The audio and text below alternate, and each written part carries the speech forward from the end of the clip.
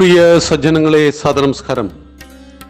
ഏകാത്മതാ സ്തോത്ര പഠനത്തിൽ നമുക്ക് ഇന്ന് ചിന്തിക്കേണ്ടത് അർജുനനെ കുറിച്ചാണ്. ശ്രീരാമോ ഭരതകൃഷ്ണോ ഭീഷ്മോ ധർമ്മസ്തദാർജുന. അർജുനൻ പഞ്ചപാണ്ഡവരിൽ മൂന്നാമൻ, കുന്തിദേവിക്ക് ദേവരാജാവായ ഇന്ദ്രന്റെ അനുഗ്രഹത്താൽ ജനിച്ച പുത്രൻ.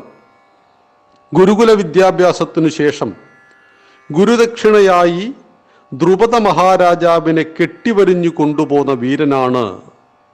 സാക്ഷാൽ പരമേശ്വരനോട് പോലും യുദ്ധം ചെയ്തവനാണ് അർജുനൻ. അർജുനന് വനവാസ സമയത്തും അജ്ഞാതവാസ സമയത്തും അദ്ദേഹത്തിൻ്റെ ക്ഷാത്രവീര്യം പല സന്ദർഭങ്ങളിലും പ്രകടിപ്പിക്കുകയുണ്ടായി.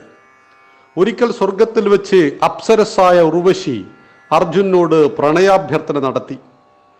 അർജുനൻ ഉർവശിയോട് പറഞ്ഞു, പുരുവിൻ്റെ സഹധർമ്മിണിയായിരുന്നതിനാൽ, ഉർവശി പുരുവിൻ്റെ ഭാര്യയായിരുന്നു, അതിനാൽ ഭവതി എനിക്ക് മാതൃവതാണെന്ന്, അമ്മയ്ക്ക് തുല്യമാണെന്ന് പറഞ്ഞു. ഇതൊട്ടും ദഹിക്കാത്ത ഉർവശി നീ നപുംസകമാവട്ടെ എന്ന് ശപിച്ചു. പിന്നീട് ഉർവശിയോട് അപേക്ഷിച്ചപ്പോൾ ആ ശാപം 1 വർഷത്തേക്ക് ചുരുക്കി കൊടുത്തു. ആ വനവാസകാലത്ത്, അജ്ഞാതവാസകാലത്ത് ബൃഹന്തളയായി വേഷം മാറാൻ ഇത് ഉപകരിച്ചു. നമ്മുടെ നാട്ടിൽ ഒരു ചൊല്ലുണ്ട്, ഉർവശി ശാപം ഉപകാരപ്രദമായി എന്ന് പറഞ്ഞത്. അത് ഈ സംഭവമാണ്.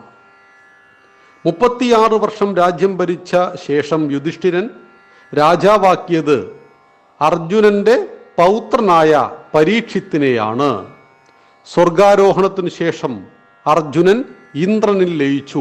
ഇതാണ് അർജുനന്റെ ഐതിഹ്യം. അർജുനെ നിമിത്തമാക്കിയാണ് ഭഗവാൻ കുരുക്ഷേത്ര യുദ്ധഭൂമിയിൽ ഭഗവത്ഗീത ഉപദേശിച്ചത്. യുദ്ധഭൂമിയിൽ വെച്ച് അർജുനനുണ്ടായ വിഷാദം അത് തൻ്റെ ബന്ധുജനങ്ങളെ എങ്ങനെ കൊല്ലും എന്നതായിരുന്നു. അധർമ്മത്തിൻ്റെ പക്ഷത്ത് ചേർന്ന് തൻ്റെ ഗുരുവിനെയും തൻ്റെ പിതാമഹനും അടക്കമുള്ള തൻ്റെ ബന്ധുജനങ്ങളെ എങ്ങനെ കൊല്ലുമെന്ന സംശയത്തിൽ ധർമാധർമ്മങ്ങളെക്കുറിച്ചും ആത്യന്തികമായ തത്വത്തെക്കുറിച്ചും അർജുനെ നിമിത്തമാക്കി ഭഗവാൻ ശ്രീകൃഷ്ണൻ ഉപദേശിച്ചതാണ് ഭഗവത്ഗീത. മഹാഭാരതത്തിൻ്റെ മധ്യത്തിൽ 18 അധ്യായങ്ങളിൽ 700 ശ്ലോകങ്ങൾ ഉള്ളതാണ് ഭഗവത്ഗീത. പാർത്ഥായ പ്രതിബോധിതാം ഭഗവതാ നാരായണേന സ്വയം. പാർത്ഥനെ, പൃഥിയുടെ പുത്രൻ, കുന്തിയുടെ പുത്രൻ അർജുനെ നിമിത്തമാക്കി ഭഗവാൻ ശ്രീകൃഷ്ണൻ ഉപദേശിച്ചു.